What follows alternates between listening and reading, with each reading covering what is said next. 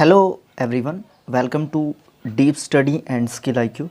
क्योंकि दोनों चैनल्स पे ये सेम वीडियो जाता है, तो जिसने डीप स्टडी को सब्सक्राइब नहीं किया वो डीप स्टडी को भी सब्सक्राइब कर ले। ठीक है, ये हमारा दूसरा अल्टरनेट चैनल रहेगा। क्योंकि डर सा लगता है, क्योंकि एक ही चैनल रखने में थोड़ा सा डर सा लगता है, और दोनों को सेपरेट रखेंगे। ठीक है, एक दूसरे का लिंक नहीं होगा दोनों के नीचे, एक दूसरे चैनल के नीचे एक दूसरे चैनल का लिंक बिल्कुल भी नहीं होगा। अब हम आते हैं अपने टॉपिक पे। टॉपिक क्या है? हमारी हिस्ट्री हम जो है पढ़ रहे थे, और हिस्ट्री में जो है हम अपने किस टॉपिक पे आए हैं? हिस्ट्री में जो है हम अपने टॉपिक पे आए हैं कि जो वैदिक सभ्यता है, वैदिक जो सभ्यता है उसके बारे में हम जो है इस वीडियो में पर्टिकुलरली बात करने वाले हैं। तो इससे पहले हम जो है एक सभ्यता के बारे में पढ़ा था हमने, जो कि सबसे फेमस जो सभ्यता है सिंधु घाटी की सभ्यता, इंडस वैली सिविलाइजेशन। और वो समय है हिस्ट्री का जो डिवाइडेड है। अब वहाँ पे जो है अलग अलग विद्वानों ने अलग अलग जो है तरीके से माना था। तो हम क्या करते हैं, एक व्हीलर नाम के पर्सन थे, उन्होंने कहा था कि जो सिंधु घाटी की सभ्यता है वो 2500 ईसा पूर्व से, यानी कि बैक सेंचुरी से जो है हमारी 1500 बैक सेंचुरी तक, यानी कि BC तक जो है थी। हम इस बात को सच मानते हैं, और फिर इस बात को सच मान के हम आगे वैदिक सभ्यता में एंटर कर जाते हैं। पहले मैं पेन नीला ले लेता हूँ। ठीक है, अब हम जो है वैदिक सभ्यता की ओर बढ़ते हैं। और वैदिक सभ्यता जो है ये भी बहुत अच्छी जो है एक तरीके से सभ्यता जो है मानी जाती है। बहुत अच्छी जो है इसकी गिनती की जाती है, अच्छी सभ्यताओं में, अच्छी बातों में इसकी गिनती की जाती है। बहुत सारे पॉजिटिव पॉइंट्स भी थे यहाँ पे। और अब हम बात करते हैं जो हमारी वैदिक सभ्यता थी। वैदिक जो सभ्यता थी इसके जो संस्थापक थे वो आर्य लोग थे। ठीक है, और ये माना जाता है कि ये लोग जो है मध्य एशिया, यानी कि सेंट्रल एशियन जो कंट्रीज़ थी वहाँ से आए थे। ठीक है, यानी कि एशिया का जो सेंटर है वहाँ से ये लोग आए थे। चलो पॉइंट टू पॉइंट पढ़ते हैं। जिस भी पॉइंट के ऊपर ज़्यादा डिस्कशन करने की बात होगी हम उस समय पर करेंगे, नहीं तो फिर कोई पॉइंट्स रह जाएगा, फिर आप लोग कहेंगे बाद में। ठीक है, वैसे जब हम पॉइंट्स पढ़ते हैं तो आप लोग ये कहते हैं कि आप तो है ना लाइन टू लाइन पढ़ रहे हो, आप अपनी तरफ से कुछ बता नहीं रहे हो। तो बहुत सारी चीज़ें ऐसी हैं कि जब सामने लिखी हुई हैं तो अपनी तरफ से जो ऐड करने की चीज़ें हों वो हम करते रहते हैं। ओके, चलो देखते हैं। तो जो वैदिक काल है उसको दो भागों में बांटा गया है। एक तो कहा गया है ऋग्वैदिक काल, और दूसरा कहा गया है उत्तर वैदिक काल। इसको अलग अलग टाइम जोन्स में जो है बांटा गया था। एक तरीके से टाइम जोन्स मतलब वो वाले टाइम जोन्स नहीं जो जैसे लंदन से टाइम जोन शुरू होता है, और अलग अलग जो शहर हैं, अलग अलग जो देश हैं, उनका अपना अपना टाइम जोन होता है। उस टाइम जोन की बात नहीं कर रहे हैं, वो हम ज्योग्राफी में पढ़ेंगे, वो हम यहाँ पे हिस्ट्री में डिस्कस नहीं कर रहे हैं। टाइम जोन मीन्स सालों के अनुसार, टाइम के अनुसार। ठीक है, कितने सेंचुरी तक जो है कौन सी सभ्यता यहाँ पे रही थी उसकी बात कर रहे हैं, मैं उसको टाइम जोन कह रहा था। तो ये जो वैदिक सभ्यता है वो रही थी 1500 बैक सेंचुरी से लेके 600 बैक सेंचुरी तक। पहले तो ये बात आप अपने माइंड में सेट कर लें। दूसरी बात क्या सेट करनी है आप लोगों ने?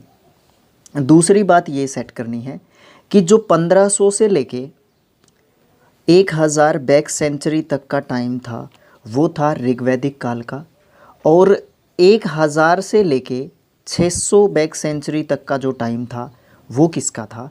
वो उत्तर वैदिक काल का था। तो इस काल को, वैदिक काल को, दो भागों में जो है यहाँ पे बांटा गया। दूसरे पॉइंट में क्या कहा इसने? जो आर्य लोग थे, ठीक है, वो आर्य लोग जो थे, सबसे पहले तो उन लोगों की जानकारी कहाँ से मिलती है? उनकी जानकारी मिलती है वेदों से। ठीक है, आर्य लोग जो है वेदों को बहुत मानते थे। और जो सतपथ जो ब्राह्मण है, या ब्राह्मण जो वेद है, ठीक है, वो हमारा सबसे पुराना वेद है।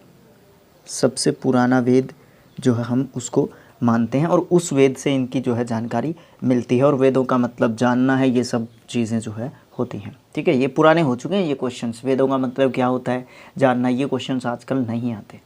ठीक है, और इन्होंने, जो आर्य लोग थे, इन्होंने कैसी संस्कृति की जो है स्थापना की थी?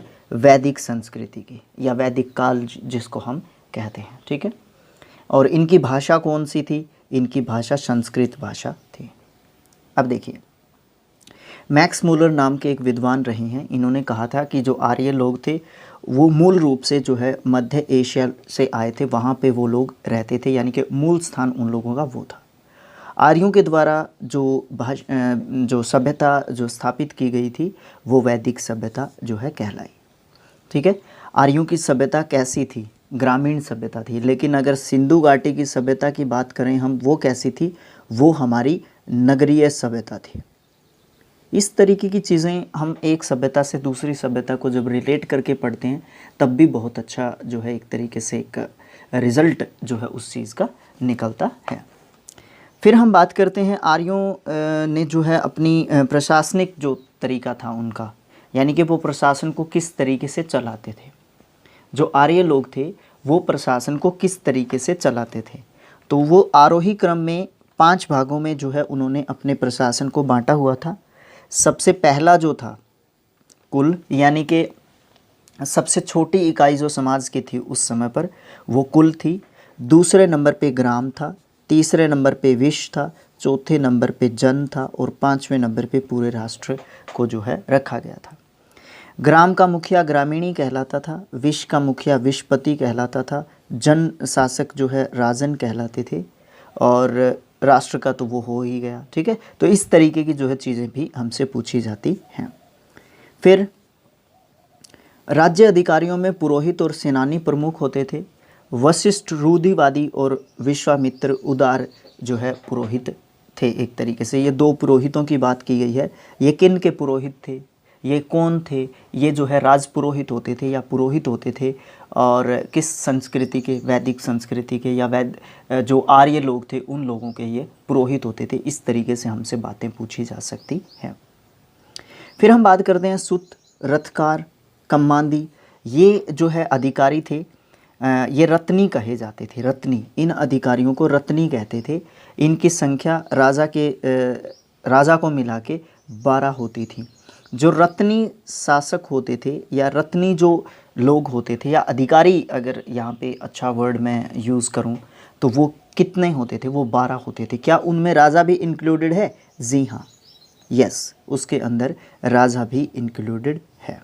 ठीक है, फिर हम बात करते हैं अपने नेक्स्ट पॉइंट की। नेक्स्ट पॉइंट है पुरप, दुर्गपति, स्पश, जनता की गतिविधियों को देखने वाले गुप्तचर होते थे। अब देखो, पुरप और स्पश ये जो है क्या होते थे? ये गुप्तचर होते थे, और ये जो जनता की जो गतिविधियां होती थी उनको, जनता की एक तरीके से जनता में एक तरीके से कुल मिला के आप एग्ज़ाम्पल के तौर पर ये लगा लें कि कोई भी नया कानून बनाया है जनता के लिए, और जनता जो है उस कानून को किस तरीके से जो है इम्प्लीमेंट कर रही है कि नहीं कर रही है। कोई ऐसा तो नहीं जो राज्य अधिकारियों को परेशान करता है या किसी भी तरीके की ऐसी कोई बात होती है, तो वो जो है इस बात के ऊपर ध्यान रखते थे। ये आम लोगों के ऊपर इनके द्वारा जो है ध्यान रखा जाता था। इसी दौरान बीच में जो है हम कुछ पढ़ लेते हैं। जो उत्तर वैदिक काल था उस समय पर किस दिशा में किस राजा का जो है शासन चलता था? पूर्व में सम्राट थे, पश्चिम में स्वराष्ट्र थे, उत्तर में विराट थे, मध्य में राजा थे, मध्य दक्षिण में राजा भोज थे। ठीक है, और इस समय पर पूर्व को प्राची कहते थे, पश्चिम को प्रतीची कहते थे, उत्तर को उदीची कहते थे। ये चीज़ कभी भी नहीं पूछी जाएगी। हो सकता है राजा का नाम पूछ ले, बट ऐसा भी नहीं है कि वो राजा का नाम पूछे, इतनी ज़्यादा गहराई में वो जाने वाला है नहीं। फिर इस तरीके की चीज़ें पूछी जा सकती हैं, जैसे वाजपति कौन होता था?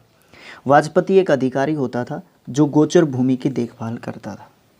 अब गोचर भूमि आप मुझे कमेंट बॉक्स में लिख के बताइए कि क्या होती है या कौन सी भूमि को हम गोचर भूमि कहते हैं। ठीक है, क्योंकि आपसे मैं क्वेश्चन नहीं करूँगा तो आप लोग जो है एक तरीके से अटेंटिव नहीं होंगे। उग्र, अपराधियों को पकड़ने वाला जो है अधिकारी होता था, या इसका काम होता था अपराधियों को पकड़ना।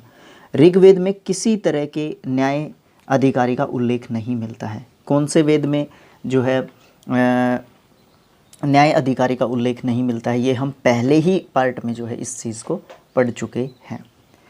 सभा या समिति राजा को सलाह देने वाली एक संस्था थी। सभा श्रेष्ठ एवं संभ्रांत लोगों की संस्था थी, जबकि समिति सामान्य जनता का प्रतिनिधित्व करती थी। इसके अध्यक्ष को ईशान कहा जाता था और स्त्रियां सभा और समितियों में भाग ले सकती थी। बहुत अच्छा पॉइंट है, एक एक चीज़ का ध्यान रखना बहुत ज़रूरी है। सबसे पहले तो सभा और समितियां दो अलग अलग चीज़ें थी और दोनों मिलकर एक सदन बनाती थी पूरा। उस सदन के अध्यक्ष को जो है ईशान कहते थे, ये इम्पोर्टेंट बात है। और इन दोनों समितियों में स्त्रियां भी जो भाग ले सकती थी, ये अधिकार था उन लोगों के पास। अब देखो यहाँ पे बात आई, यहाँ पे स्त्रियों को पढ़ने का अधिकार था। कौन से काल में? ऋग्वैदिक काल में जो है ज़्यादातर जो महिलाएं हैं उनको पढ़ने का अधिकार था, लेकिन उत्तर वैदिक काल जो था ना, उसमें थोड़ा सा महिलाओं के अधिकारों को जो है, महिलाओं को एक तरीके से अपने अधिकारों से, जो मूल अधिकार होते हैं उनसे एक तरीके से वंचित रखा गया था। नेक्स्ट जो बात करते हैं, युद्ध में कबीले का नेतृत्व राजा करता था। युद्ध के लिए गविष्टि शब्द का प्रयोग किया गया है, जिसका मतलब क्या होता है? गायों की खौस। अब गविष्टि का मतलब पूछा जा सकता है, गविष्टि का मतलब पूछा जा सकता है, गविष्टि किस समय पर यूज़ किया जाने वाला शब्द था, गविष्टि किस शासन काल के दौरान या किन लोगों के द्वारा जो है ये वर्ड का यूज़ किया गया था, या इंट्रोड्यूस किसके द्वारा किया गया था। तो ये सब चीज़ें जो है पूछी जा सकती हैं। फिर बात करते हैं, दशराग्य युद्ध का उल्लेख जो है ऋग्वैदिक के 7वें मंडल में किया गया है। अब मैं आपसे क्वेश्चन करता हूँ, जो हमारा ऋग्वैदिक काल है या ऋग्वेद है उसमें कितने जो है मंडल हैं, कितने मंडल हैं? और जो ऋग्वेद में टोटल जो मंडल है उनमें से 7वां जो मंडल है उसमें दशराग्य युद्ध का जो है एक तरीके से उल्लेख किया गया है, वर्णन किया गया है। ये युद्ध परुषणी, यानी कि परुषणी जो है एक नदी थी जिसका नाम आजकल हम रावी जानते हैं। परुषणी उस समय पर इस नदी को कहा जाता था। इस नदी के तट पर सुदास और 10 जनों के बीच में ये युद्ध लड़ा गया था, ठीक है, दशराग्य युद्ध, जिसमें सुदास जो है विजयी हुआ था और जो 10 जन थे बाकी के वो क्या हो गए थे? पराजित हो गए थे। कुछ नदियों की बात करते हैं। सिंधु नदी को पहले सिंधु ही कहते थे। चिनाब नदी को हम असिकनी कहते थे, असिकनी ये कहा जाता था चिनाब नदी को। सतलुज नदी को शतुद्री कहा जाता था, शतुद्री ये सतलुज नदी को कहा जाता था। उसके बाद व्यास नदी को विपाशा कहा जाता था, व्यास नदी को विपाशा कहा जाता था। झेलम नदी को वितस्तता कहा जाता था, वितस्तता जो है झेलम नदी है जो अपनी, वो कहा जाता था। इसके बाद घग्गर नदी को कहा जाता था दृष्टिवती,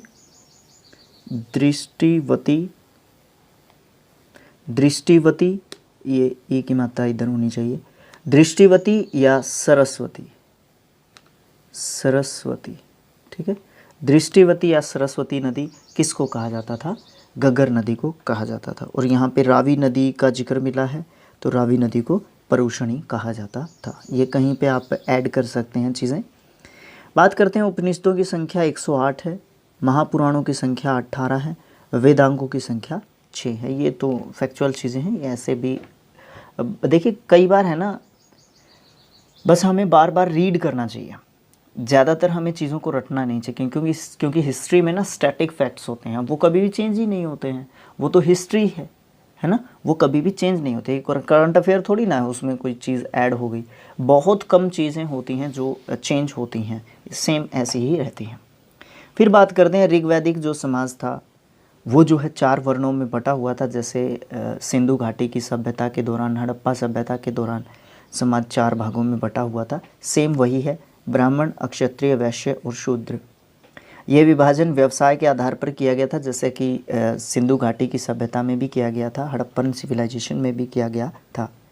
ऋग्वैदिक काल के 10वें मंडल में पुरुषोक्त जो मंडल है, 10वां मंडल, उसमें चतुर्वर्णों का उल्लेख किया गया है। इसमें कहा गया है कि ब्राह्मण जो है 4 वर्णों का, चतुर्वर्णों का मतलब 4 वर्णों का, इन 4 वर्णों का वर्णन किया गया है। ये वही है, ब्राह्मण जो है ब्रह्मा के मुख से प्राप्त हुए, उत्पन्न हुए हैं, क्षत्रिय भुजाओं से, वैश्य जांघों से और शूद्र उनके पैरों से उत्पन्न हुए हैं। ये किस में लिखा गया है? ये ऋग्वेद में लिखा गया है। ऋग्वेद के कौन से मंडल में लिखा गया है? 10वें मंडल में लिखा गया। उस मंडल का नाम क्या है? पुरुष सूक्त है। ठीक है। उसके बाद आर्यों का समाज कैसा था? पितृ प्रधान समाज था। और सिंधु घाटी सभ्यता या हड़प्पन सिविलाइजेशन जो समाज था वो कैसा था? मातृ प्रधान जो है समाज था। ऐसी चीज़ें ध्यान रहती हैं, देखिए, ठीक है ना। मैंने भी उस दिन वीडियो बनाई, उसी दिन पढ़ा था, उसके बाद मैंने भी नहीं पढ़ा, है ना। तो ऐसी चीज़ें ध्यान रहती है। समाज की सबसे छोटी इकाई, पहले ऊपर बात कर चुके हैं हम, 5 प्रकार की जो है शासन व्यवस्था थी। वो सबसे छोटी इकाई क्या होती थी? कुल होती थी, जिसका मुखिया कौन होता था?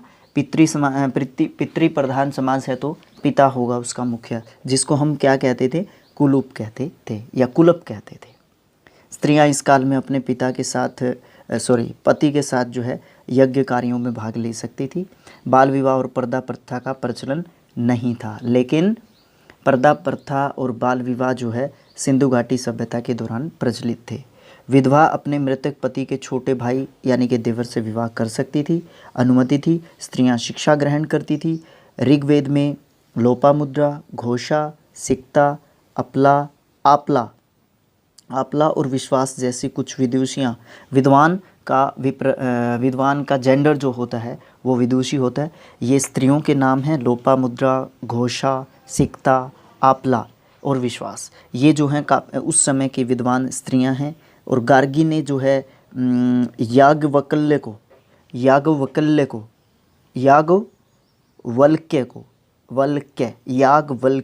को जो है वाद विवाद की चुनौती दी थी। अब मैं आपसे ये पूछना चाहूँगा, ये जो गार्गी नाम के पर्सन है ये कौन है?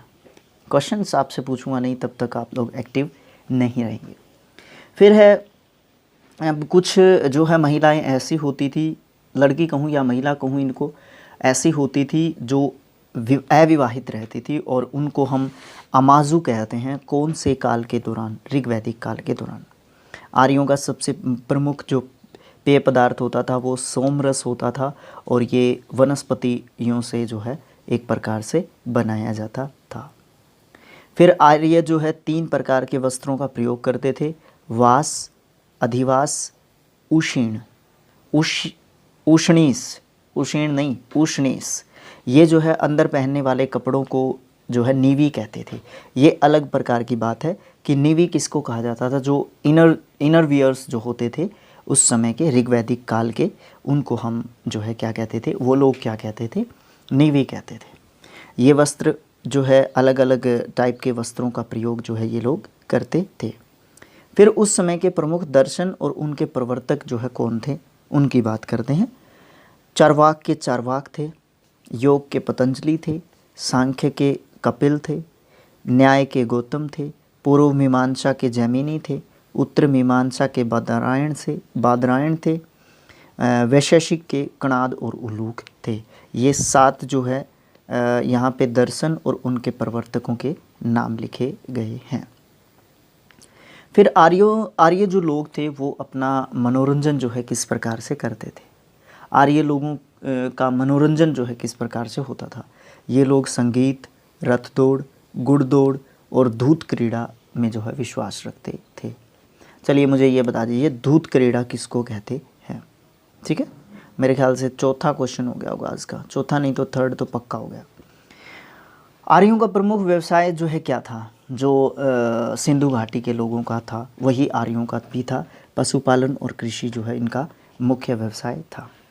गाय को ये लोग अघन्य कहते थे। अघन्या या अघन्य, ठीक है।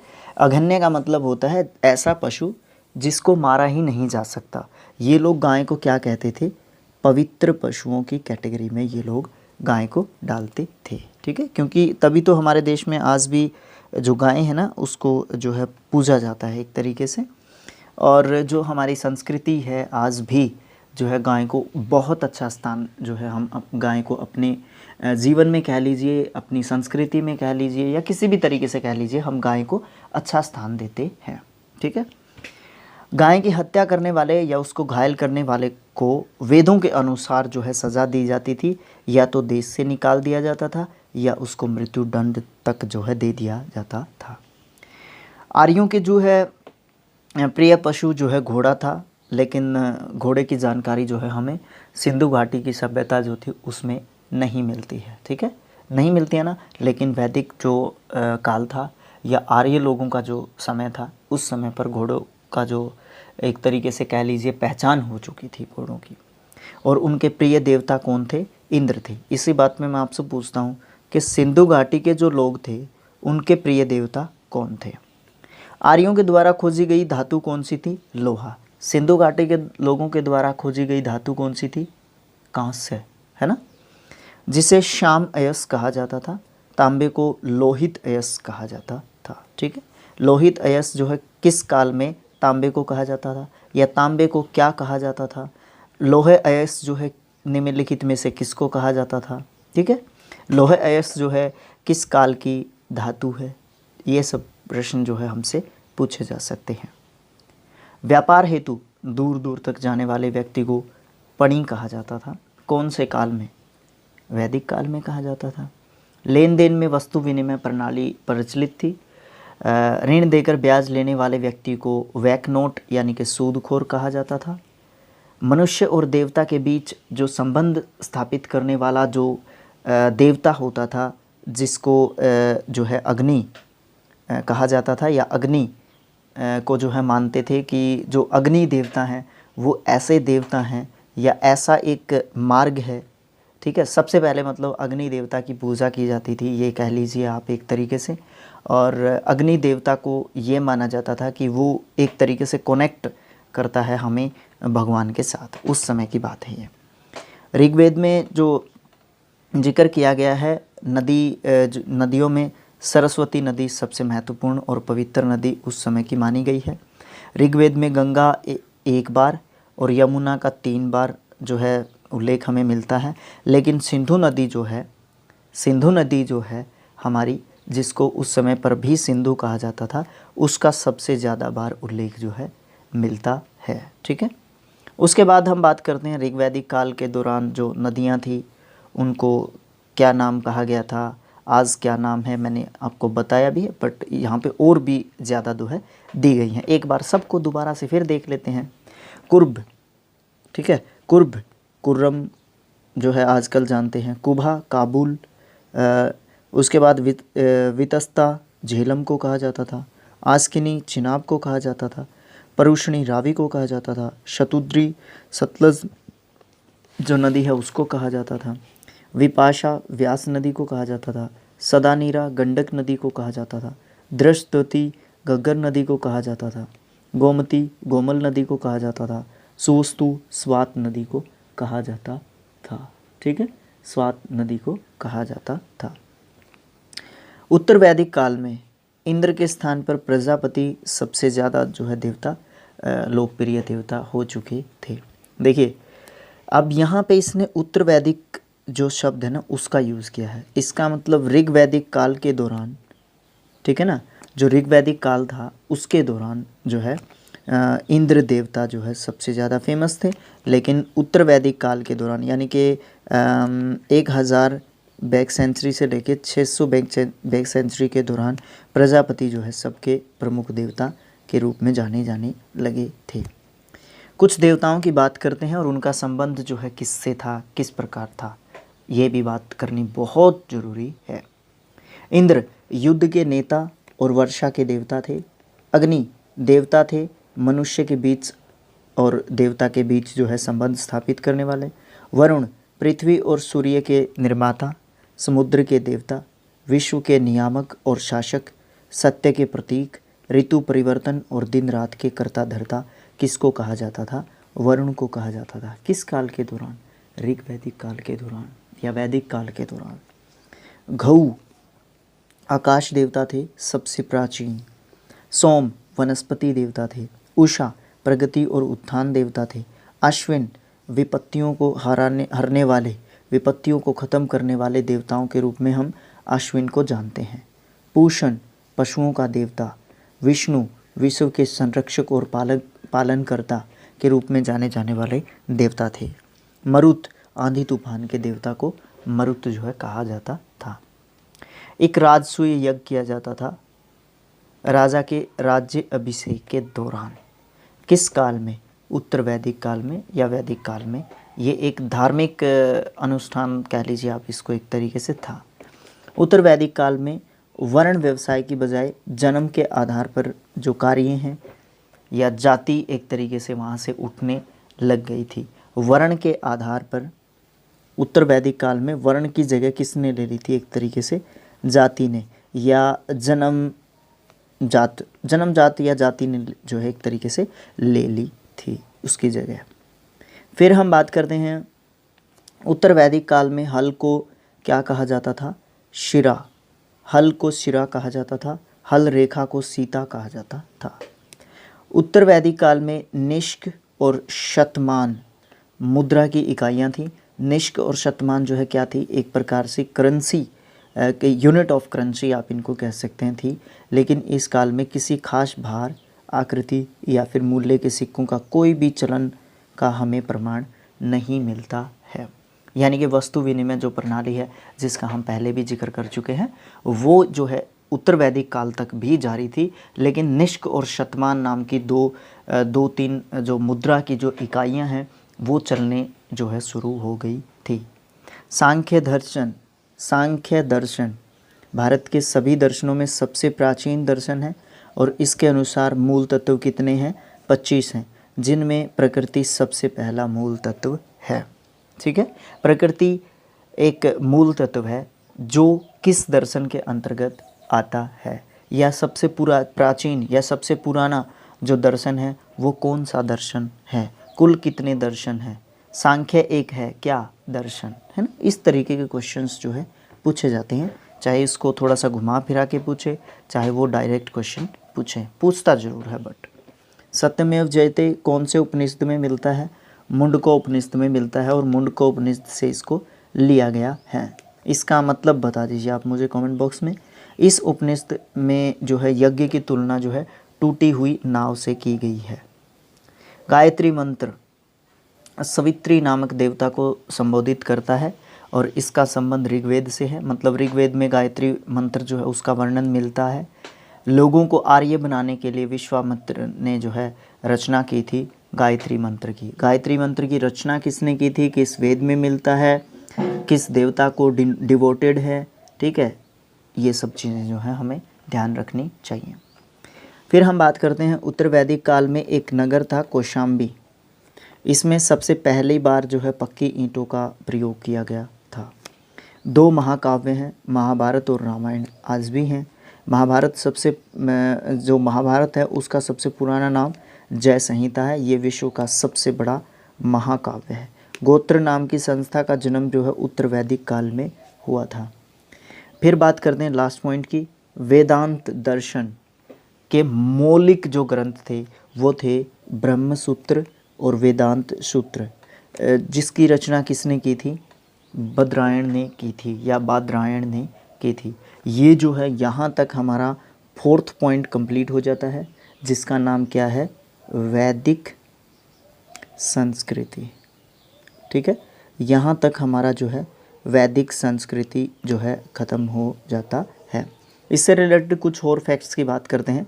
सबसे पहले हम खाली पेज पे चले जाते हैं, एक तरीके से थोड़ा सा इसको बड़ा कर लेते हैं, कुछ लिखा हुआ भी ताकि आपको दिखे। ठीक है, यहीं पे कर लेते हैं, जी हाँ बिल्कुल। अब हम जो है बात करते हैं, क्योंकि हमारा जो वैदिक काल जो था उसको हमने 2 भागों में बांटा था। एक तो ऋग्वैदिक काल जो कि हमारा 1500 से 1000 बैक सेंचुरी तक था।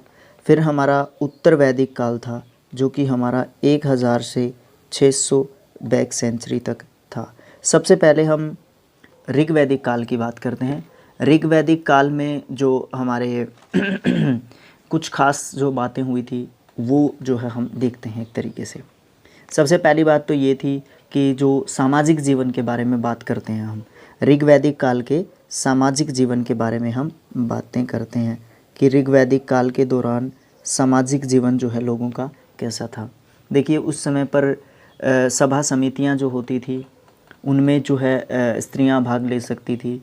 वो अपने पति के साथ यज्ञ में आहुतियां दे सकती थी और स्त्रियों का महत्व बहुत था उस समय पर। स्त्रियों की शिक्षा को भी महत्व दिया जाता था। प्रदा प्रथा भी इतनी ज़्यादा नहीं थी, सती प्रथा का भी प्रचलन इतना ज़्यादा नहीं था। एक अमाजू नाम होता था, जो स्त्री उम्र भर ताउम्र जो है विवाह नहीं करती थी, विवाह के बंधन में नहीं बंधती थी, ठीक है। और जो वर्ण व्यवस्था है वो कर्म व्यवस्था पर आधारित थी, ठीक है। और 3 प्रकार के जो है वस्त्र उस समय पर पहने जाते थे, वास, अधिवास और नीवी, ठीक है। वास जो है सबसे ऊपर का वस्त्र जो है हमारा वास था, सॉरी मध्य भाग में पहने जाने वाला वास वस्त्र होता था। अधिवास होता था, उसको ओढ़ना एक तरीके से आप कह सकते हैं अधिवास को, ठीक है। और तीसरा होता था नीवी। नीवी जो है कमर से नीचे पहने जाने वाला वस्त्र को नीवी जो है हम कहते थे। ऋग्वैदिक काल में जो है लोगों का खान पान किस तरीके का था, जिस तरीके का आप ये कह लें कि सिंधु घाटी की सभ्यता के लोगों का था, वो मांसाहारी भी थे और वो लोग शाकाहारी लोग भी थे, ठीक है। दोनों तरीके का जो भोजन है वो लोग करते थे उस समय पर। और उनकी मुख्य फसल जो है जौ थी, ठीक है। उनकी मुख्य फसल जौ थी। चावल का भी उल्लेख हमें इसमें मिलता है, ठीक है। उल्लेख किसका नहीं मिलता, एक तो नमक का नहीं मिलता, एक मछली का उल्लेख जो है हमें ऋग्वैदिक काल के दौरान नहीं मिलता। परिवार किस प्रकार के थे, पितृसत्तात्मक जो है परिवार थे, ठीक है। कैसे परिवार थे उस समय पर, पितृसत्तात्मक जो है परिवार थे। और सभ्यता जो है कैसी थी, ग्रामीण सभ्यता थी। और जो परिवार है उसकी सबसे छोटी इकाई क्या होती थी, कुल होती थी, ठीक है। कुल से जो है परिवार का राष्ट्र का निर्माण जो है एक वो लोग मानते थे। और टोटल जो 5 जो स्टेजेस थी उन्होंने उस समय पर जो राजनीतिक जीवन है उनका उसकी बताई है। फिर हम आर्थिक जो जीवन है उनका उसकी बात करते हैं। ऋग्वैदिक काल के दौरान जो आर्य लोग थे उनका आर्थिक जीवन कैसा था। देखिए पशुपालन जो है उनका प्रमुख व्यवसाय था, और जो उनका कृषि था वो उनका दूसरा व्यवसाय था, यानी कि पशुपालन और कृषि जो है उनके प्रमुख व्यवसाय थे। और वो लोग कृषि को गौण कार्य कहते थे। गौण का मतलब होता है प्रमुख नहीं, प्रमुख वो पशुपालन मानते थे, ठीक है। और अयस जो शब्द है इसके बारे में हम पढ़ भी चुके हैं। इसका मतलब तांबा या कांसा होता है, इसका जो है जिक्र हमें मिलता है आर्थिक जीवन जो उनका है उसमें। और इस धातु के बारे में जानते थे वो लोग, ये कह लीजिए। बढ़ई, रथकार, बुनकर, चरमकार, कुम्हार, अलग अलग प्रकार के जो शिल्पकार हैं उनका भी जो है हमें यहाँ पे उल्लेख जो है मिलता है। और ये लोग क्या क्या काम करते हैं आप जानते ही हैं, ठीक है। और गाय का उल्लेख मिलता है इसमें जो है। सबसे पहली बात तो गाय जो है उनका महत्व दिया जाता था। गाय को एक पवित्र जो है पशु वो लोग जो है मानते थे। और क्या बताएं आपको, गाय का जो है ना ऋग्वेद काल में, ऋग्वेद में गाय का 176 बार जो है उल्लेख मिलता है। 176 बार। उसको क्या कहा गया है, अघन्य पशु कहा गया है। अघन्य मतलब जिस पशु की मृत्यु करना ही दंड जो है, ठीक है, या उसको नुकसान पहुंचाना एक प्रकार से दंड का भागी हो सकता है। राजनीतिक जीवन में जो है आर्यों का जो राजनीतिक जीवन था वो जो है किस तरीके से चलता था, कुछ कुछ हम उसका जिक्र कर चुके हैं, ठीक है। और कुछ कुछ जो है इतनी ज़्यादा मुश्किल वाली बात नहीं है, ठीक है। धार्मिक जीवन की बात करते हैं। वैदिक जो ग्रंथ हैं उनके अनुसार जो है 33 जो है देवताओं का उल्लेख हमें जो है मिला है कि आर्य जो थे वो उन लोगों के 33 देवता थे, जिनमें सबसे जो ऋग्वैदिक जो काल है उस दौरान आर्यों के जो प्रमुख देवता थे वो इंद्र थे, ठीक है, इंद्र थे। और इनको वो पुरंदर भी जो है कहते थे। इंद्र का पुरंदर जो है हम पर्यायवाची में आप लोगों ने पढ़ा भी होगा, ठीक है। एक और नाम मिलता था उनका सोमापा, सोमापा, ठीक है, सोमापा नाम भी उनका मिलता है, ठीक है। तो ये हम जो है बातें कर चुके हैं ऋग्वैदिक काल के दौरान। अब हम बात करते हैं उत्तर वैदिक जो काल था, आर्यों का जीवन जो है उस समय पर कैसा था, ठीक है। एक जो है संस्कार होता था उपनयन, उपनयन संस्कार बोलते थे उसको, ठीक है। ये क्या होता था, ठीक है। ये क्या होता था? सबसे पहली बात तो जो उत्तर वैदिक काल था, इस समय पर ये स्त्रियों से संबंधित होता था। सबसे पहली बात तो ये है। अब मैं बात करता हूँ थोड़ी सी इसके बारे में, थोड़ा सा डिस्कशन करते हैं। जो स्त्रियां होती थी उत्तर वैदिक काल के दौरान, उत्तर वैदिक काल जब आते आते जो स्त्रियां हैं उनकी जो स्थिति थी समाज में, उसमें जो है गिरावट आई थी। ठीक है, पहले जो ऋग्वैदिक काल था वहाँ पे उपनयन संस्कार होता था, और उत्तर वैदिक काल जो है वहाँ तक ये उपनयन संस्कार जो है ख़त्म हो चुका था एक तरीके से। तो उपनयन जो संस्कार होता था वो क्या होता था? उपनयन जो संस्कार होता था वो क्या होता था? ये एक प्रकार से शुद्धि थी किसी भी व्यक्ति की, जिससे वो इस संस्कार के बाद वो क्या हो जाता था, वेदों को पढ़ने के योग्य हो जाता था। उसको उपनयन संस्कार जो है बोलते थे। एक जो है एक तरीके से ऐत्रेय ब्राह्मण, ये एक रचना कह लीजिए। इसमें जो कन्या है, अगर उसका जन्म होता था, उत्तर वैदिक काल के दौरान की बात कर रहे हैं हम यहाँ पे, अगर कन्या का जन्म होता है, ठीक है, तो ऐत्रेय जो ब्राह्मण एक रचना या ग्रंथ कह लीजिए आप, एक लिखा गया था, उसमें जो है कन्या के जन्म को जो है चिंता का कारण बताया गया है। चिंता का कारण, ठीक है, उसमें क्या बताया गया है? कन्या जन्म को चिंता का कारण बताया गया है। ठीक है, एक तैत्तिरीय आरण्यक है। आरण्यक शब्द से क्या मतलब है? सबसे पहली बात तो यही समझिए। आरण्यक क्या मतलब होता है? जो ऋषि मुनि होते थे वो जब जंगलों में बैठकर रचना करते थे, ठीक है, वेदों की कह लीजिए, जब रचना करते थे जंगलों में बैठकर, उस रचना को आरण्यक कहा जाता है। अब ये तैत्तिरीय जो है ये एक जंगली आरण्यक है।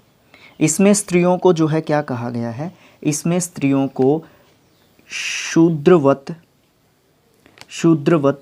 जो है एक तरीके से पतित कहा गया है। शूद्रवत पतित कहा गया है। और शतपथ जो ब्राह्मण है, शतपथ जो ब्राह्मण जो हमारा ग्रंथ है एक तरीके से, उसमें स्त्री को क्या कहा गया है? अर्धांगिनी कहा गया है। ठीक है, आधा अंग है किसका? पुरुष का। स्त्री आधा अंग है पुरुष का।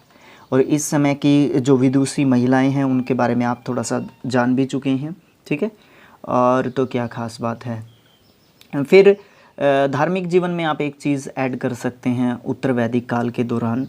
जैसे जैसे ऋग्वैदिक काल से उत्तर वैदिक काल के तरफ जो है आते हैं हम, आर्यों का जीवन जो है पशुपालन की बजाय कृषि पर बहुत ज़्यादा हद तक जो है डिपेंड हो चुका था। यानी कि जो भी उनकी अर्थव्यवस्था थी उसका प्रमुख जो एक तरीके से आधार बन चुका था वो कृषि जो है हो चुका था। ठीक है, राजनीतिक जीवन की बात करें तो राजकीय प्रभुत्व जो है सामने आया उत्तर वैदिक काल के दौरान। ठीक है, राजकीय प्रभुत्व जो है एक तरीके से उभर चुका था उत्तर वैदिक काल जो है आते आते। ठीक है, और तो क्या बताएं, बस इस समय पर जो है बहुत सारी चीज़ें, बहुत सारी बातें जो है इस समय पर हुई। और कृषि संबंधित कुछ शब्दावली की बात करते हैं। कृषि से संबंधित कुछ शब्दावली की बात करते हैं। एक होता था लांगल, इसको कहते थे हल। ये शब्द जो होता था इसका मतलब हल होता था। एक होता था वृक, इसका मतलब होता था बैल को कहते थे वृक। उर्वरा का मतलब होता था जो खेत जोते हुए थे उसको उर्वरा कहते थे। सीता, वो तो हल से जो नालियाँ बनती थी, जहाँ से हल चलता था, वो जो नालियाँ सी बनती थी ना, उसको हम क्या कहते थे? सीता कहते थे। एक अवट होता था एक वर्ड, इसका मतलब कुआं होता था, कुआं, है ना। एक होता था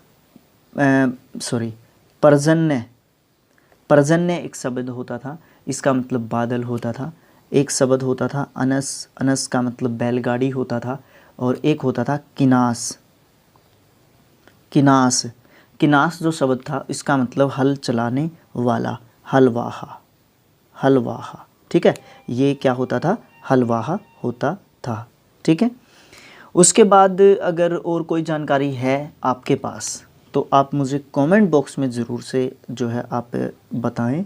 और उसके बाद हम जो है बात करेंगे हमारे 16 महाजनपदों की, जिनके नाम आप यहाँ पे देख सकते हैं। हमारी बुक में सिर्फ इतनी ही जानकारी दी गई है अपने 16 महाजनपदों की। सबसे पहले इन्होंने जनपद बताया, फिर बताया राजधानी, और फिर बताया उसका आधुनिक क्षेत्र वो अभी कहाँ पे है, ये जो जगह है वो कहाँ पे है, और उसकी राजधानी। इसके बारे में थोड़ी सी और जो है थोड़ा सा इकट्ठा करने की कोशिश करेंगे कि क्या क्या और हम इससे संबंधित जानकारियाँ ले सकते हैं। फिर हम भारतीय धर्म और शास्त्र के दौरान जो है बातें करेंगे अपने कुछ धर्मों की, जिसमें जैन धर्म, बौद्ध धर्म, इन सब धर्मों के बारे में जो है हम बात करेंगे। तो आपको ये वीडियोस कैसे लगते हैं, ये सीरीज़ कैसी लगती है, कमेंट बॉक्स में कमेंट करके बताना है, वो भी बिल्कुल फेयर कमेंट, ठीक है। फेयर कमेंट करके आपने बताना है कैसा आपको ये वीडियोस जो है लगते हैं। तो thanks for watching, thank you so much. मिलेंगे नेक्स्ट पार्ट में, थैंक यू।